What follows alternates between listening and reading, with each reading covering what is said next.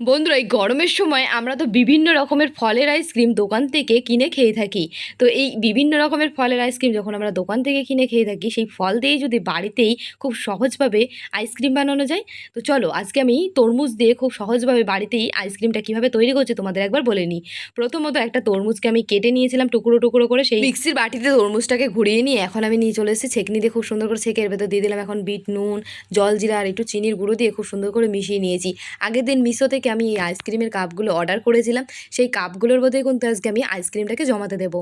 সেই জন্য কিন্তু আইসক্রিমের ভেতরে এই কাপের ভেতরে আমি কিন্তু ঢেলে দিয়েছি। তো চলো এগুলোকে এখন আটকে দেবো মুখগুলো, তারপরে কিন্তু এটাকে এখন ডিপ ফ্রিজে রেখে দিতে হবে। তো এটা কিন্তু আমি এখন ডিপ ফ্রিজে রেখে দেবো। তো ডিপ ফ্রিজের ভেতরে রেখে দিয়ে দরজাটা আমি বন্ধ করে দিয়েছি। পরের দিন দুপুরবেলায় চলে আসলাম আইসক্রিম খাবো দেখে এটাকে বের করতে। সত্যি এটা কিন্তু এখন জমে গেছে, এখন আমি খুলে আইসক্রিমগুলোকে খাবো। তার আগে দেখার জন্য খুব ছটফট করছিল মনটা কেমন লাল হয়েছে কিনা।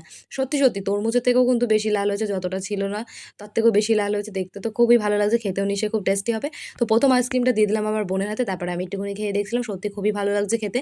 তো বন্ধুরা, তোমরা এই গরমের দুপুরে একবার এই তরমুজের আইসক্রিম বানিয়ে খেয়ে দেখো, আশা করি তোমাদেরও খুব ভালো লাগবে।